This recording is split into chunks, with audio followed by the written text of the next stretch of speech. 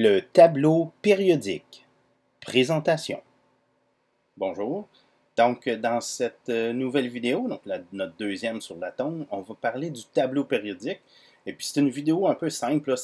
L'idée, c'est juste de présenter le tableau périodique. Puis, c'est important de retenir l'histoire des familles dans le tableau périodique et le fait que les éléments d'une même colonne ont des propriétés semblables.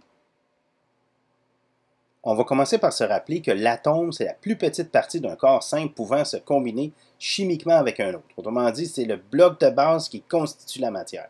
Donc, contrairement à l'atome des Grecs, l'atome moderne, il est divisible.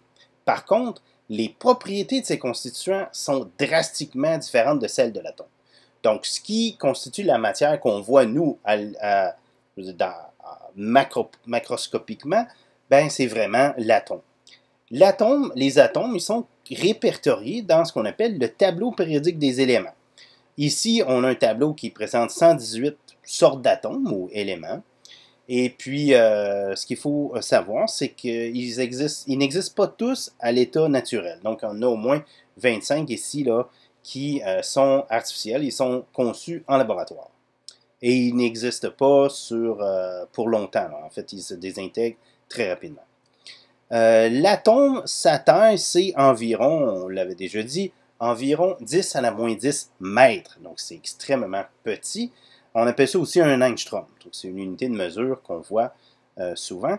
L'atome, c'est constitué de protons, qui a une charge positive, de neutrons, qui ont une charge neutre. Donc, ces deux-là constituent le noyau. Et il y a des électrons négatifs qui graffitent autour. Donc, quand vient le temps de trouver la masse d'un atome, donc il y a des électrons, il y a des protons, il y a des neutrons, mais vous remarquerez que la masse de l'électron, c'est de l'ordre de 9 fois 10 moins 31 kg, alors que celle des protons et des neutrons, elle, qui est à peu près la même, c'est de l'ordre de 1,67 fois 10 moins 27 kg. Donc, autrement dit, les électrons, ils contribuent pour à peu près rien dans la masse des atomes. Donc, on considère vraiment seulement, surtout, les protons et les neutrons. Donc, dans le tableau périodique, la masse qui est indiquée, parce qu'il y a une masse d'indiquée, c'est la masse de ce qu'on appelle une mole d'atomes. C'est un nombre spécial qu'on appelle le nombre d'Avogadro. C'est 6,022 fois 10 exposant 23. Donc, c'est immense. C'est une quantité astronomique d'atomes. Et puis, quand on a ce nombre d'atomes-là, ben, ça va peser un certain nombre de grammes. C'est ça qui est inscrit dans le tableau périodique. Alternativement, on peut aussi définir ça comme la masse de nos protons et de neutrons dans une unité qu'on appelle l'unité atomique. Donc, quand vous regardez un atome qui pèse, que sa masse est de 12, ben, on pourrait dire que c'est 12 unités atomiques. Donc, on aurait un atome de 12 unités atomiques de masse. Je vous répète, si on veut la masse d'un atome, on va additionner le nombre de protons et le nombre de neutrons. On n'a pas besoin de considérer les électrons. On dit le tableau périodique des éléments, on en peut dire le tableau périodique des atomes. Donc, en fait, c'est quoi un élément? C'est une substance pure qui est faite d'une sorte d'atome. Okay? Une seule sorte d'atome. Et ça veut dire qu'il y a le même nombre de protons. Donc, éventuellement, le nombre de neutrons pourra changer. Ça, on en reparlera. Les atomes d'un même élément ont les mêmes propriétés chimiques. Donc, ça, c'est super important. C'est pour ça qu'on les classe de la façon dont ils sont classés. Et c'est le chimiste russe, Mendeleïev, qui a organisé ce tableau périodique. Et ça date quand même de 1869. Donc, c'est tout un exploit qu'il a fait. Et puis, lui a montré, en fait, il a même été capable de prédire l'existence de certains éléments à cause de la périodicité. Puis, il y avait comme des trous dans son tableau. Et donc, il a prédit des éléments. Donc, là, voici son fameux tableau, le tableau périodique. Donc là, il y a beaucoup d'informations. Vous remarquerez qu'il y a des petites cases comme ça. On va regarder, on va faire un zoom là-dessus. Pour chaque case, il y a un symbole atomique. Le symbole atomique, c'est une lettre majuscule ou une lettre majuscule avec une lettre minuscule. Donc, mettez pas deux lettres minuscules, c'est pas bon, là. C'est une lettre majuscule avec, ou sans, là, une lettre minuscule. Exceptionnellement, il y en a quelques-uns des derniers atomes là, découverts qui sont gros.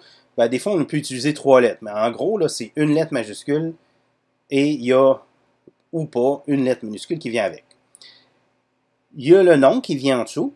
Bon, ça c'est clair. Et il y a un symbole qu'on appelle Z. Là, ici, dans celui-là, c'est en haut à gauche. Ça correspond à ce qu'on appelle le numéro atomique. En fait, ça, c'est le nombre de protons. C'est ça que ça veut dire. Et à droite, ben, il y a la masse dont je vous ai parlé. Hein? Donc, la masse dont je vous ai parlé, M, qui correspond à la masse en grammes de 1 mol d'atome. Donc, de 6,022 fois 10 à la 23 atomes. Donc, c'est énorme, OK? Mais ça donne des masses de l'ordre du gramme. Donc, c'est ça qui est fantastique, juste pour vous dire à quel point un atome, c'est petit. Prenons un exemple typique. L'or. L'or, il y a, son symbole, c'est AU. Ça paraît un peu contre-intuitif. Hein? On aurait aimé ça que ce soit OR, mais c'est parce que AU, ça vient du latin au russe. Donc, c'est quand même logique là, que ça s'appelle AU. C'est un peu plate parce que maintenant, on n'utilise plus le latin, mais c'est son symbole chimique. Le Z de l'or, donc son nombre de protons, c'est 79. Et sa masse atomique, c'est 197. Donc, je vous ai dit que la masse est à peu près, là, on peut dire en unité atomique, c'est grosso modo le nombre de neutrons plus le nombre de protons. Donc, si j'ai 79 protons et que la masse totale est 197, donc ça me fera donc 118, c'est ça? 118 protons. OK? Donc, c'est ça. Oui. Et puis, c'est ça. Donc, ce qui est fascinant, c'est que Mendeleïev a trouvé que certains de ces atomes-là avaient des propriétés qui se ressemblaient beaucoup sur le plan chimique. Donc, c'est comme ça qu'il les a classés. Donc, il y a une première colonne. Donc, il a dit que tous les éléments qui se ressemblaient, il les mettait en colonne comme ça. Donc, il y a une première colonne ici. On l'appelle la colonne des métaux alcalins. C'est un nom, c'est des métaux, okay, avec certaines propriétés chimiques. Il y a une autre colonne de métaux qu'on appelle les métaux alcalino-terreux. Donc, les propriétés ne sont pas exactement les mêmes, mais bon, c'est ça. Donc, si je regarde ceux-là, le barium, le magnésium, le calcium, le strontium, le barium, le radium, ben, ils ont des propriétés chimiques semblables. C'est pas pareil, mais c'est très semblable. Ensuite, il y a ce qu'on appelle les métaux de transition. Bon, là, il y a plusieurs colonnes, là, mais on leur donne un nom là, de groupe. Là. Donc, toute cette partie-là, là, en espèce de rouge-rose, c'est ce qu'on appelle les métaux de transition. Il y a des orbitales D là-dedans, on en reparlera un peu plus tard. Ensuite, il y a ce qu'on appelle, dans le classement, il y a une espèce de là, c'est un peu plus compliqué parce que oui, effectivement, chimiquement, on faut regarder en colonne, mais au niveau électronique, ben, il y a ce qu'on peut classer, ce qu'on appelle les métaux pauvres. Donc, c'est la partie en gris ici. Donc, ça, c'est une région qu'on appelle celle des métaux pauvres. Il y a ici une autre région qu'on appelle... non, j'y reviendrai plus tard. c'est des non-métaux, mais on va regarder encore avec les métaux. Il nous reste les lanthanides et en dessous les actinides. Ça, c'est un peu bizarre. Ils sont placés dans le bas du tableau périodique, mais la raison pour ça, c'est parce que si on les mettait là où ils devraient être, ben, ça élargirait le tableau de façon ridicule. Donc, on a préféré on les met généralement en dessous du tableau périodique.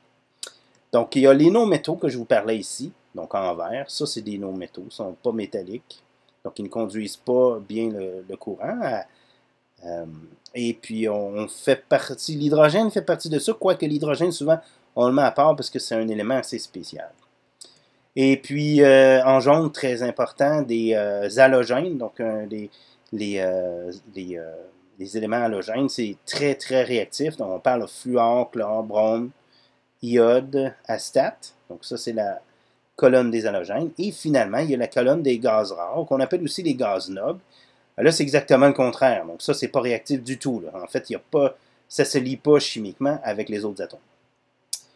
Donc, pour conclure là, cette partie, donc on a que le tableau périodique, c'est un répertoire ordonné des éléments. Donc, et puis, un élément, ben, c'est quoi? Ben, c'est caractérisé, c'est un atome là, qui est caractérisé par un certain nombre de protons, qu'on appelle le nombre atomique Z.